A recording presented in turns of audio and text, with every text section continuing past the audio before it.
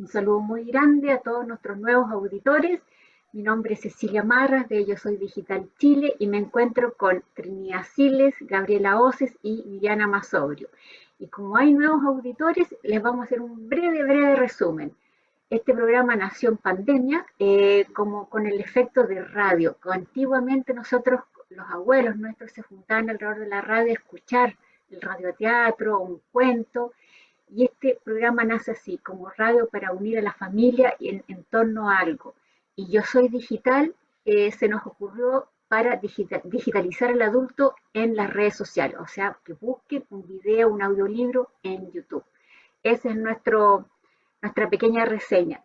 Y le queríamos contar que el equipo que nosotros formamos acá en Yo Soy Digital Chile, nuestra radio, es Trinidad Siles, licenciada en castellano de la Universidad Católica, diplomada en didáctica de la enseñanza de la literatura, y nuestra querida Gabriela Oces es psicóloga de la Universidad de Chile, y Viviana Masobrio, que es formadora de formadores en Argentina. Así que para que ustedes sepan que es un tremendo panel. Yo vengo un poco más de la ingeniería en administración, después me dediqué a la reflexología y ahora totalmente dedicada al adulto y adulto mayor.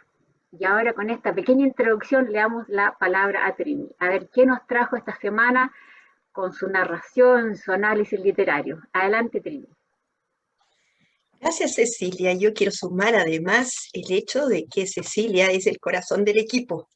Sin ella no podríamos seguir adelante. Ella es la que nos motiva y nos mantiene tan unidas y tan amigas como estamos ahora. Sí, buenos días a todos. Yo quiero darles la bienvenida para esta nueva semana y vuelvo con una autora propia chilena, que es Isabel Allende, con un cuento de Eva Luna. Este cuento apareció en 1989 por primera vez y después se recopiló en esa antología de Eva Luna. Voy entonces. Antes que nada, quiero mostrarles, Cecilia, tú me habilitaste la página porque quiero compartirles una imagen para llevarlos un poco a la ambientación con un cuadro que podría ser Camino hacia el norte. Un niño que podría ser el nieto y el abuelo, en un ambiente bastante pobre, incluso podríamos decir hasta miserable, de condiciones humanas difíciles, sobre todo en el caso de las decisiones. Y con eso entonces me voy con ustedes a la lectura. Traten de seguirme también.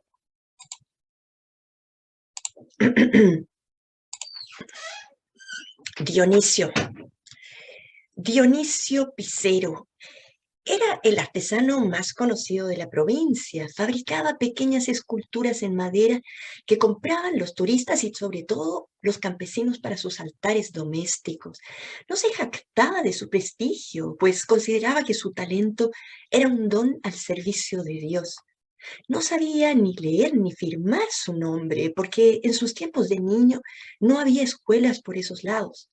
Con orgullo decía que sus padres le habían enseñado a respetar las leyes de la iglesia y sus gentes, lo cual era más valioso que tener una instrucción. Como el arte no le daba para vivir, los sábados por la noche limpiaba la iglesia con su nieta y redondeaba su presupuesto criando gallos de raza finos para la pelea. Nunca apostó, pues para él todo dinero ganado sin sudor y trabajo era cosa del diablo. 13 hijos tuvo Picero con su señora Amparo, de los cuales solo 5 sobrevivieron.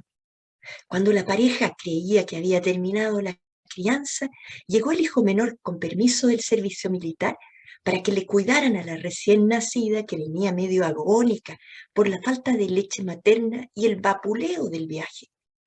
Jesús Dionisio salió a buscar la cabra para ordeñarla, mientras Amparo limpiaba al bebé con aceite y rezaba a la Virgen de la Gruta para que le diera fuerzas para cuidar a su nieta. El hijo menor partió de vuelta agradecido. Claveles creció en la casa de sus abuelos. Era taimada y rebelde, pero recibió instrucción básica y ayudaba a los abuelos en las tareas del hogar y del taller. Cuando tenía 9 años, murió la abuela. El abuelo trató de reemplazarla en los detalles prácticos de la vida, pero nada volvió a ser como antes. La muerte de su mujer lo invadió por dentro y se le llenaba de dudas el espíritu. Por primera vez se rebeló contra el destino. ¿Por qué no se los había llevado a los dos juntos? Ya no pudo hacer más pesebres y ya no vendía sus artesanías. Ni el trabajo ni la presencia de su nieta pudieron aliviarlo. Y entonces comenzó a beber a escondidas para que nadie notara su vergüenza. Claveles partió a trabajar a un pueblo vecino. La casa se fue deteriorando, se le enfermaron las gallinas, tuvo que vender la cabra, se le secó el huerto. Al cabo de un año, Claveles regresó a casa con sus 14 años y una barriga prominente.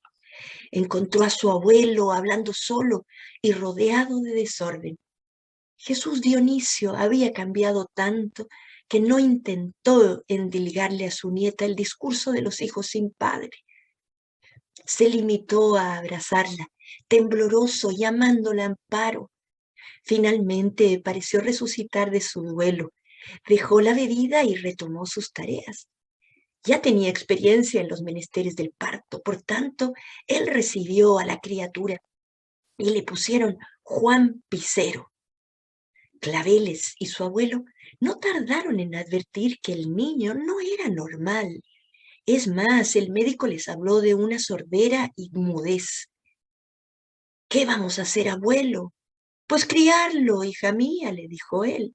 Cada vez que Claveles conseguía trabajo, partía al pueblo, dejándole a Juan, al abuelo. Él lo cuidaba como una madre. Juan se ganaría la vida fabricando santos. Será sordo, pero no es tonto, manifestó entonces el abuelo. En esa época aparecieron los voluntarios de la señora Dermot.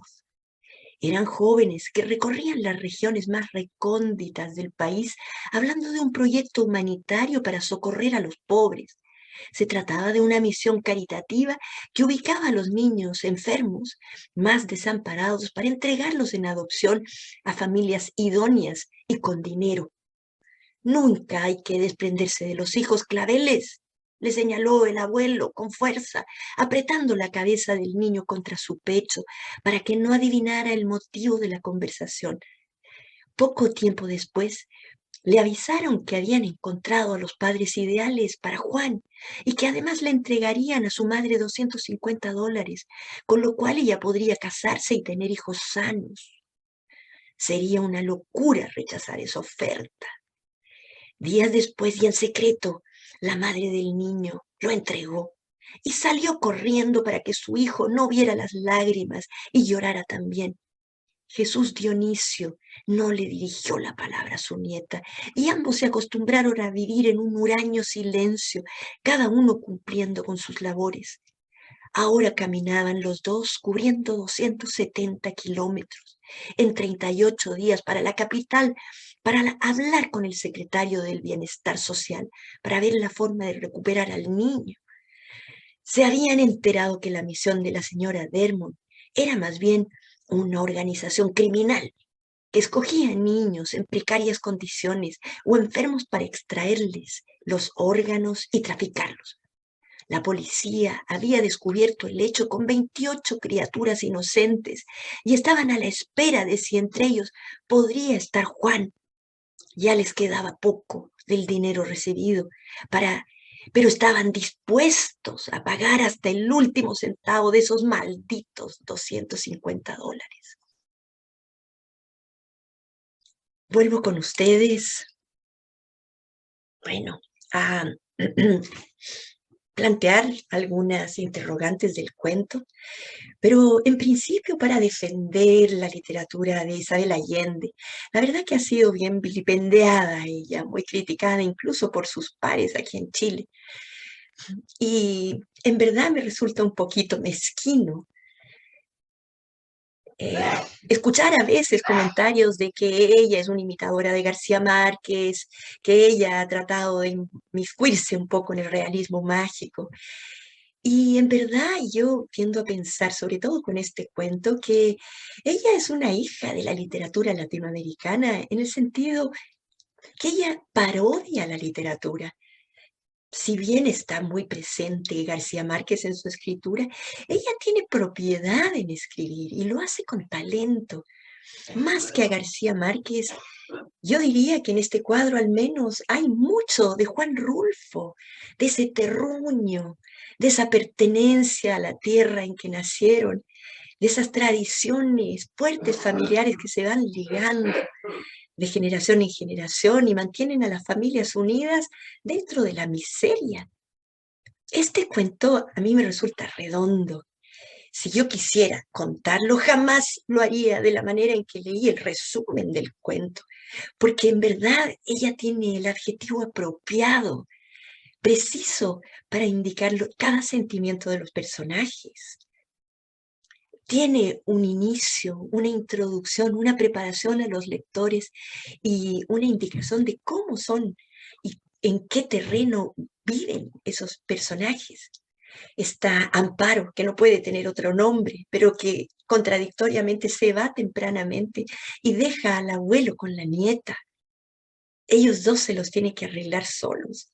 Y allí se va produciendo el desarrollo de la obra en que aparece además después un nieto. Se produce crisis entre ellos. El abuelo tiende y cae en la bebida, la deja sola a ella. Ella tiene al menos la educación básica, primaria, pero tiene algo más de formación que el abuelo. Y logra incluso tratar de sacar adelante al abuelo y no puede.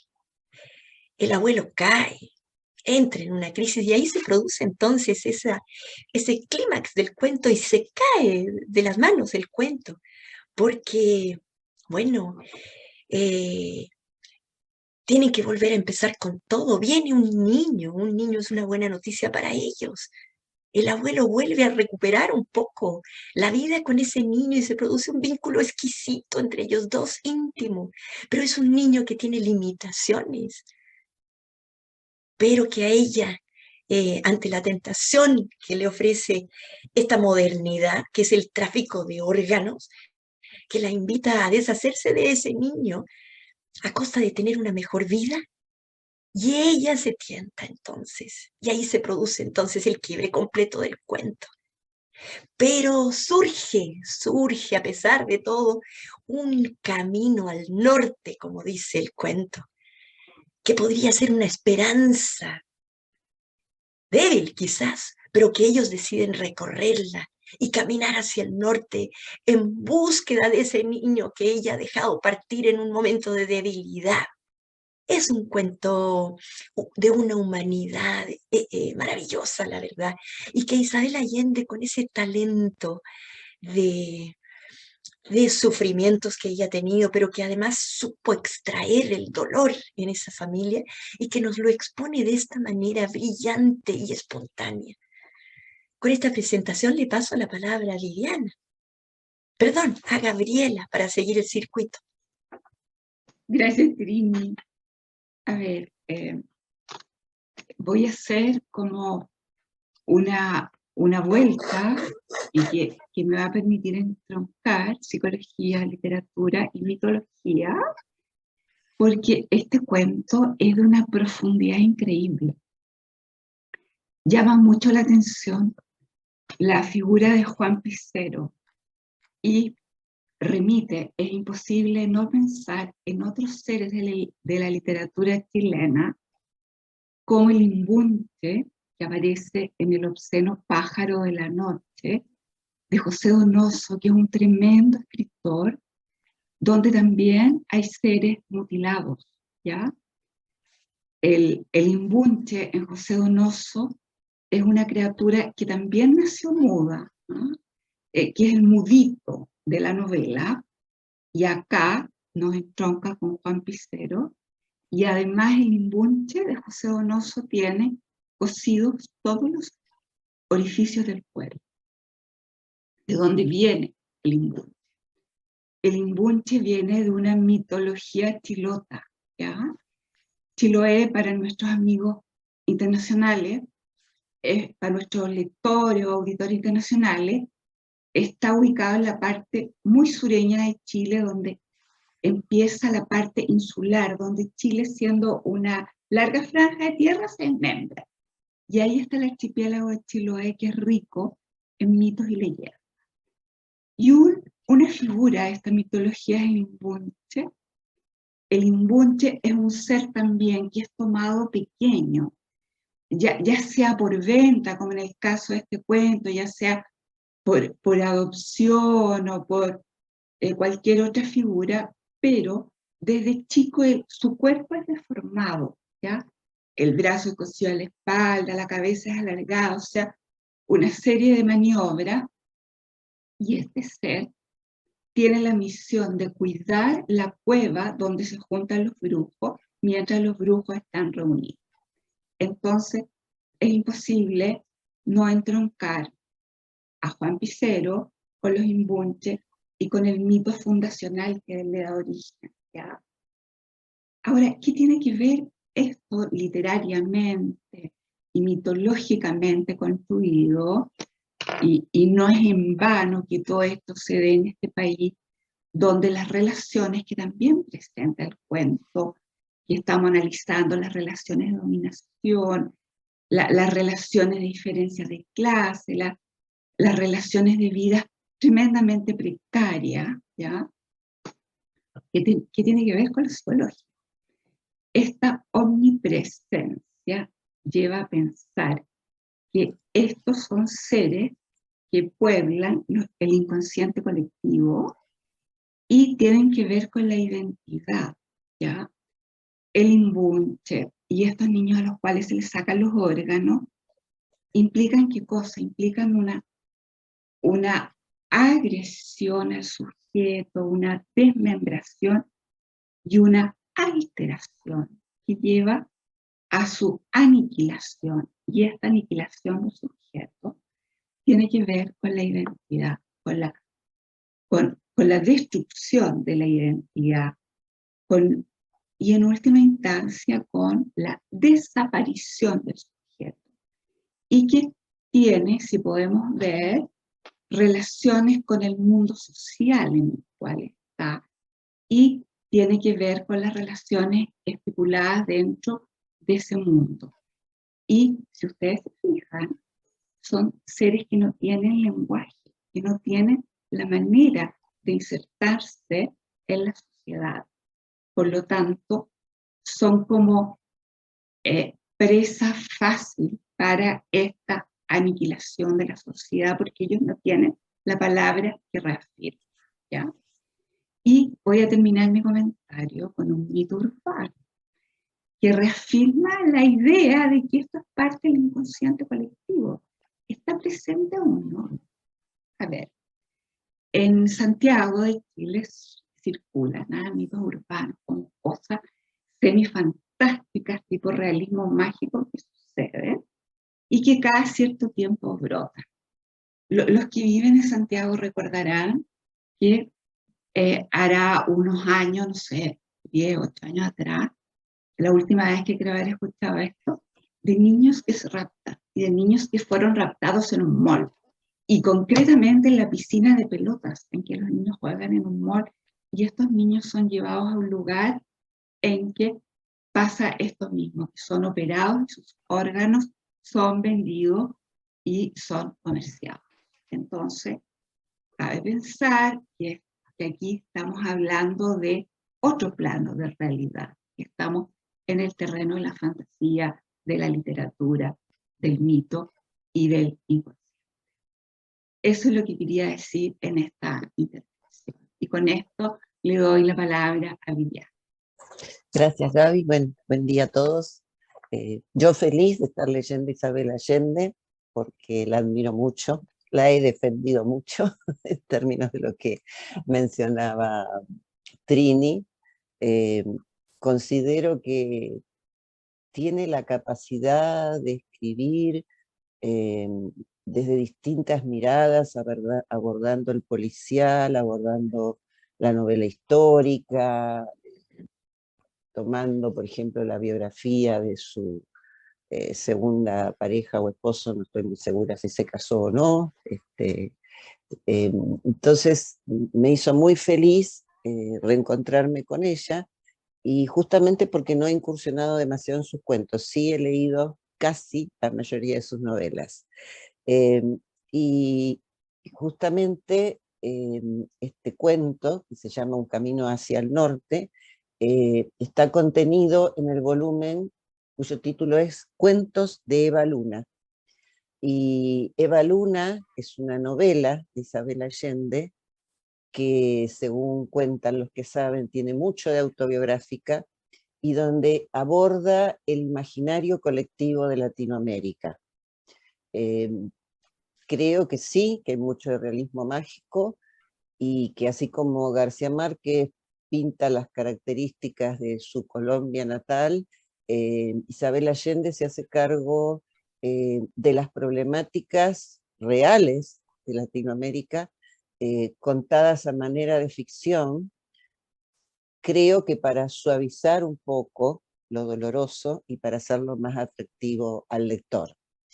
Eva Luna, me puse a leer Eva Luna a partir del cuento, gracias Trini, la novela. Cuenta la historia justamente de una niña nacida de una mamá pelirroja que no se sabe muy bien su origen, y de un indio. Y Eva Luna es, según lo define la propia autora, es una ladrona de cuentos. Y este volumen, Cuentos de Eva Luna, se inicia, ficticiamente por supuesto, cuando el amante de Eva Luna le pide que le narre un cuento que nunca haya contado. Y desde este prólogo nacen 23 cuentos maravillosos que tuvimos la suerte que Trin nos ponga en contacto con Un camino hacia el norte. Esto fue escrito cuando ya Isabel Allende vivía en Estados Unidos, porque después vamos a ver que ha tenido una vida bastante trashumante, ¿no? Por distintas razones. Ha vivido en varios países latinoamericanos y también en el norte.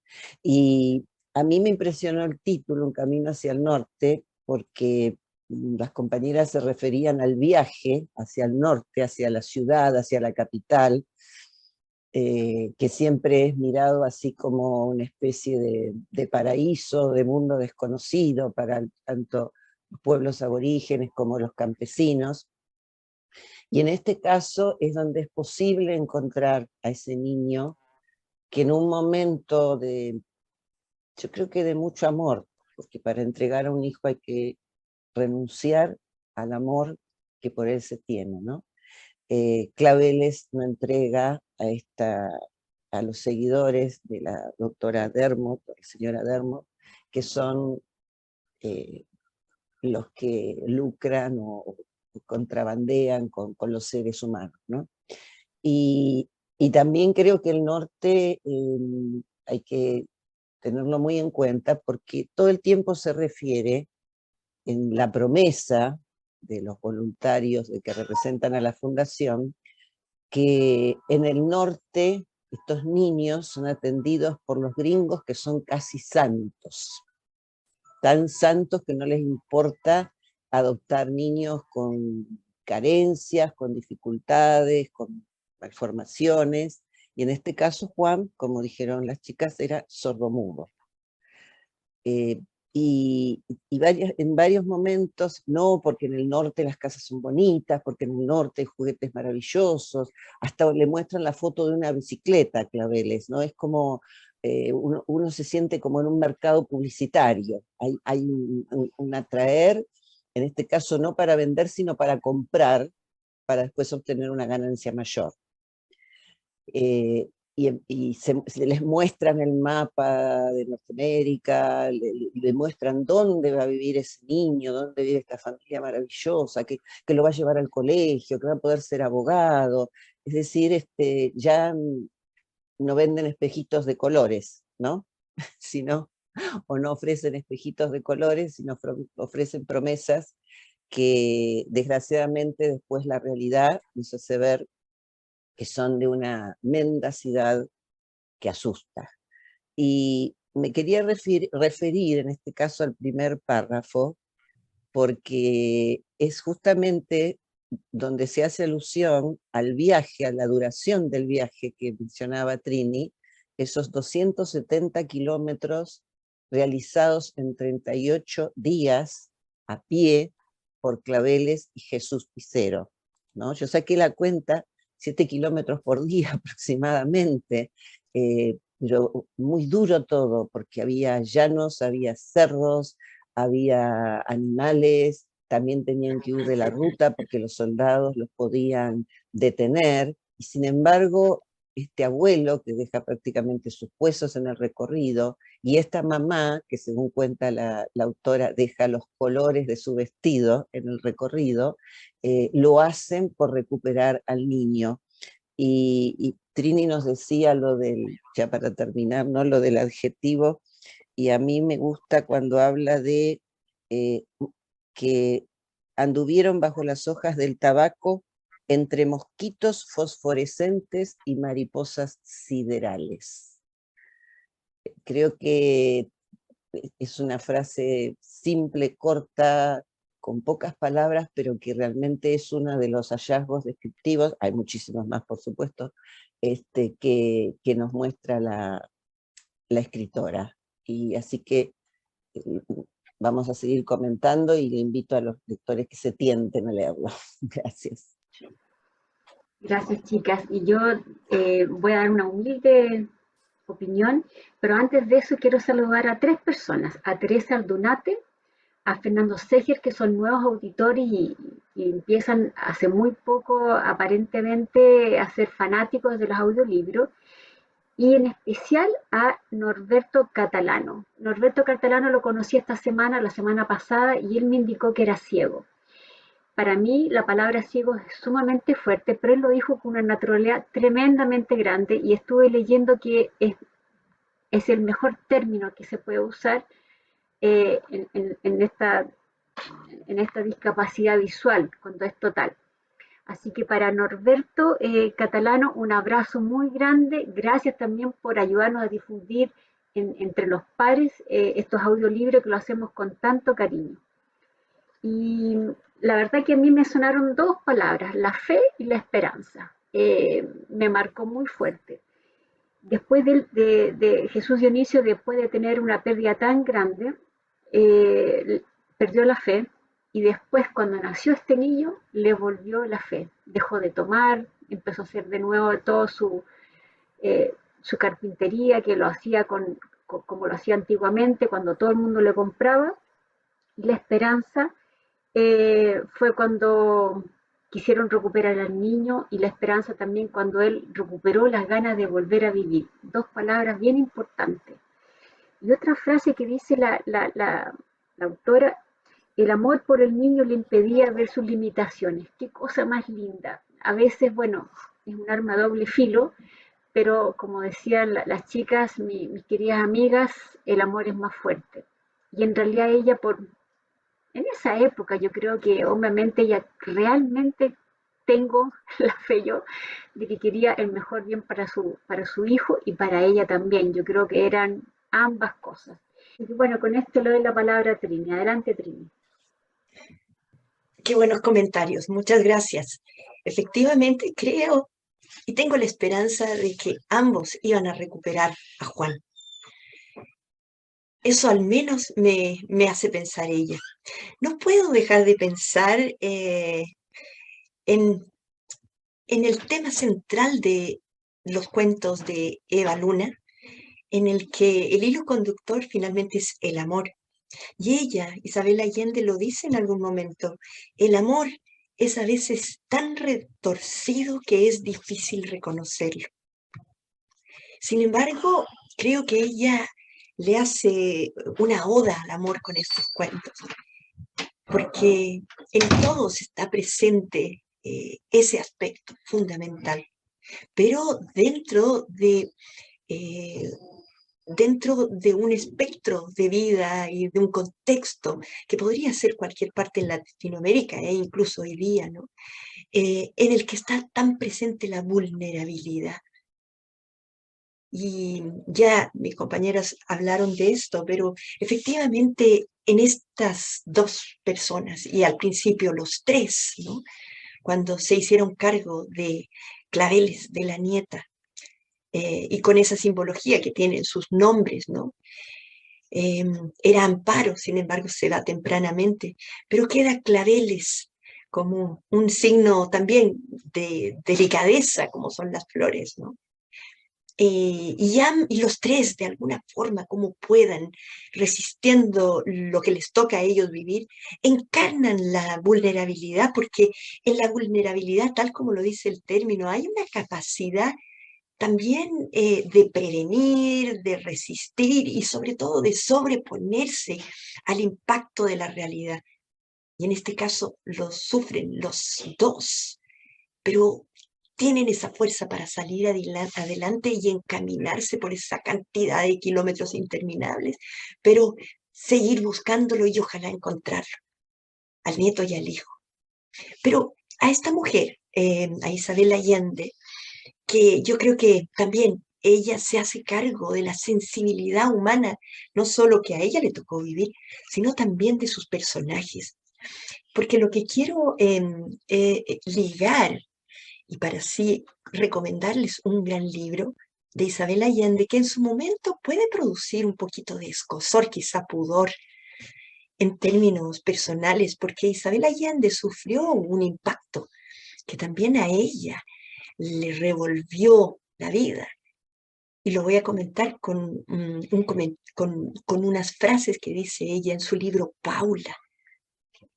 Déjenme leérselos junto con ustedes, porque sus palabras son muy emotivas. Dice ella, en diciembre de 1991, mi hija Paula, que tenía una rara condición genética llamada porfiria, cayó en coma en España. La negligencia en la unidad de cuidados intensivos le provocó severo daño cerebral y ella terminó en estado vegetativo. La llevamos a nuestra casa en California y la cuidamos hasta que murió en mis brazos un año después. La larga agonía de Paula fue un calvario para nuestra familia.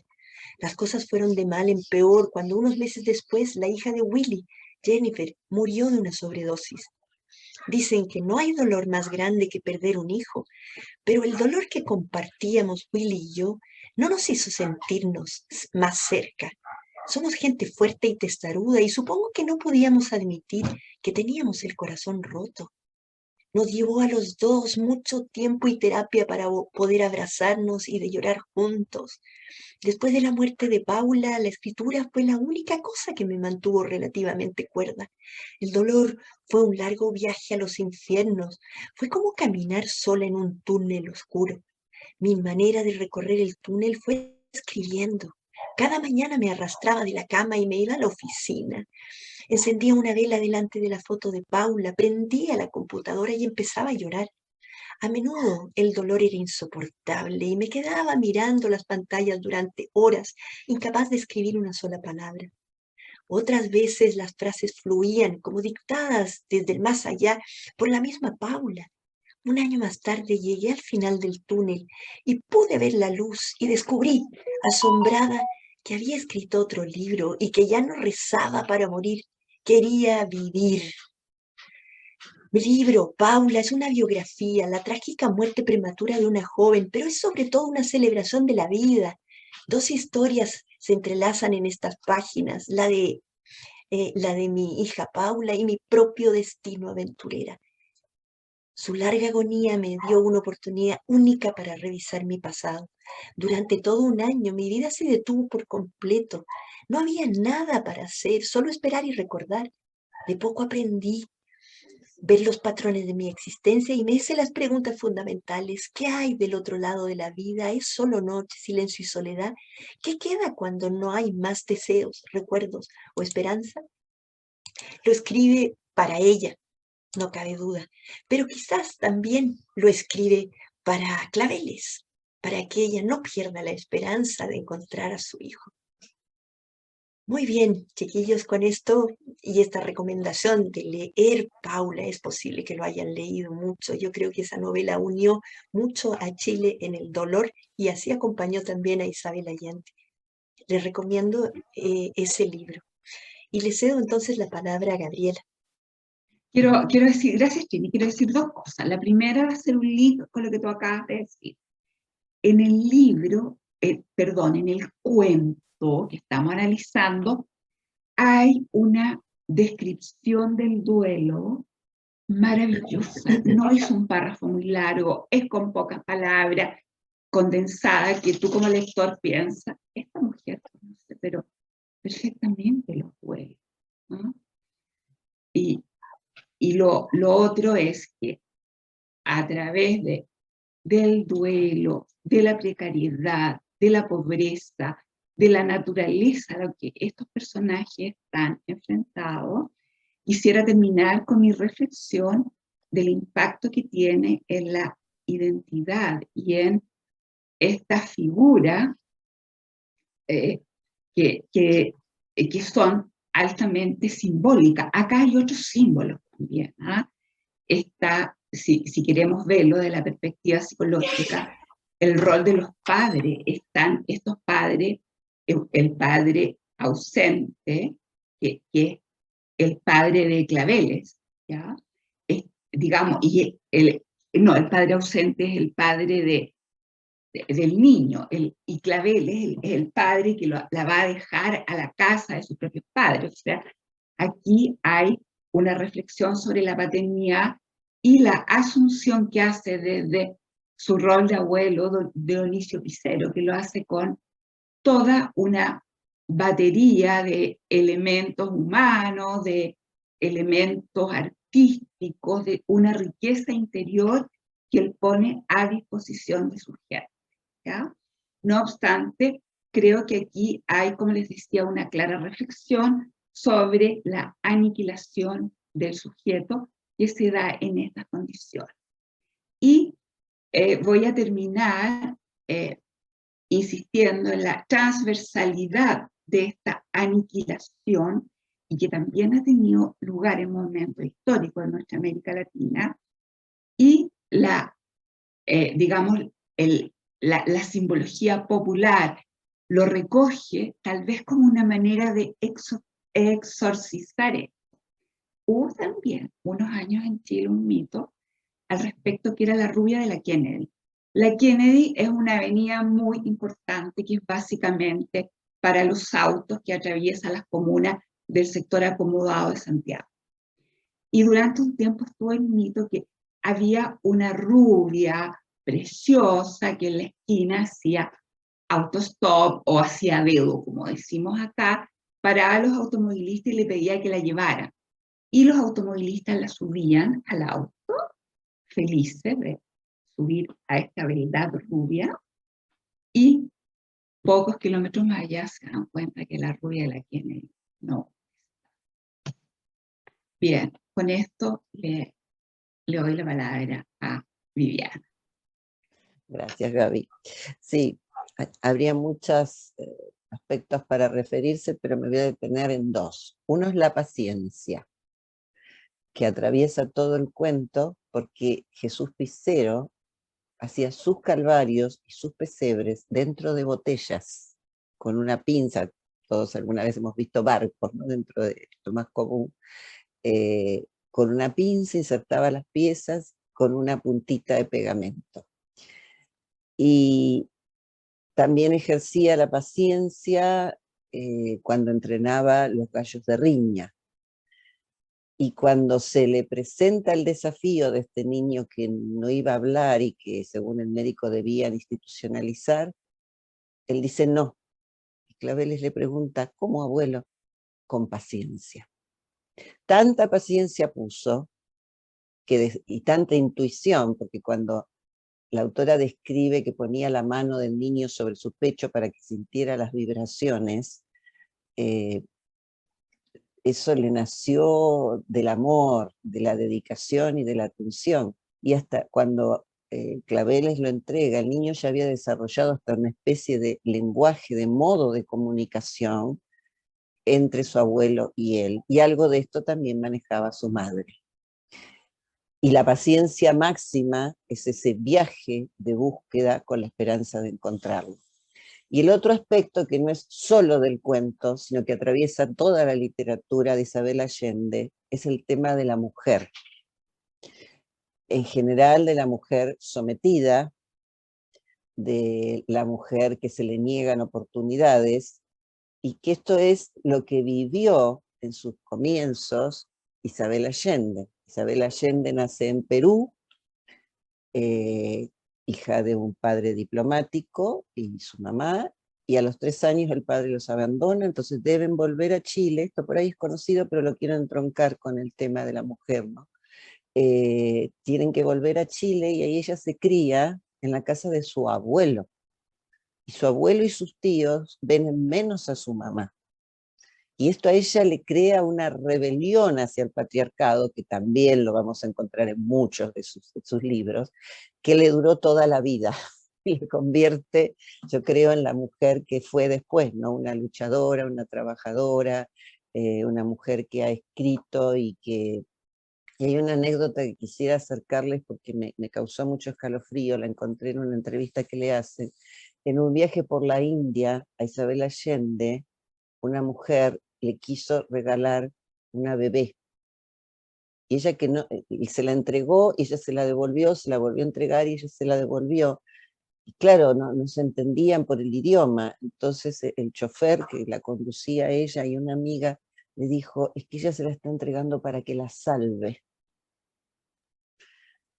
O sea, cómo la presencia de los problemas femeninos, del abandono, de la falta de cuidados, y hay otra frase que ella dice en un momento, que es el feminismo. El feminismo en algunos países, y esto nos trae a cuenta de nuestros países latinoamericanos, es la defensa del lenguaje inclusivo, y en otros países es evitar mutilaciones, es evitar ventas para trata de blancas, o sea, tiene manifestaciones muy diversas y contra todas ellas hay que luchar. Entonces, ella tiene una fundación que creó después de la muerte de su hija y que trabaja mucho por todos los niños con carencias. Yo quería recordar algo que siempre se cuenta, que no se sabe si es parte de la realidad o de la ficción, que es el hecho de que ella empieza a escribir sus libros los 8 de enero. Y así es, encontré, muy cortito lo que voy a leer, en La Suma de los Días, que es el libro donde ella narra la biografía de su esposo norteamericano, y donde ella misma se refiere a ese día. Dice, desde hace 25 años siempre empiezo a escribir en esta fecha, se refiere al 8 de enero, más por tu superstición que por disciplina. Temo que si empiezo otro día, el libro será un fracaso, y que si dejo pasar un 8 de enero sin escribir, ya no podré hacerlo en el resto del año.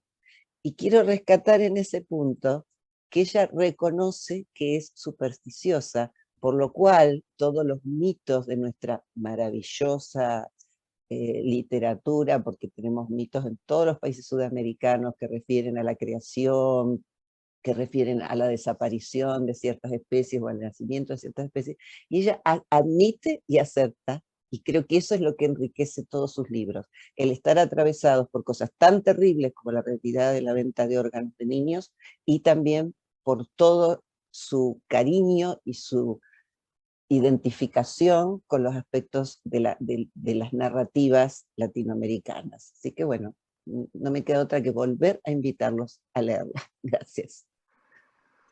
Gracias, Vivi. Y yo quiero rescatar un personaje que pasó casi desapercibido, que es el hijo de Jesús, Dionisio, que es el hijo que vuelve en sus brazos con un bultito y que se lo entrega a su padre. En realidad, después, al final, cuando estamos viendo que Claveles entrega a Juan para un mejor vivir y a ella le dan dinero. En realidad ahí se contraponen las dos situaciones porque el hijo no tenía ninguna obligación, pero él dijo, a pesar de que lo iban a castigar, porque después él volvía al cuartel y volvía castigado. Pero él decidió tomar este bultito y darle tal vez una mejor vida. Se me imagina que él de haber pensado eso, la autora tal vez lo quiso decir así, y se lo entregó a su padre y a su madre. y bueno, quiso darle una mejor vida en esa casa y ponerle el nombre de que la madre, la supuesta relación que él había tenido, le gustaban los claveles. Y ahí se continúa la historia. En realidad se contraponen las dos cosas, las dos historias. Así que con eso yo también termino mi participación. Los invito nuevamente la próxima semana a un nuevo capítulo de nuestro equipo y de la radio Yo Soy Digital Chile. Hasta la próxima semana y un lindo abrazo para todos ustedes. Chao, chao.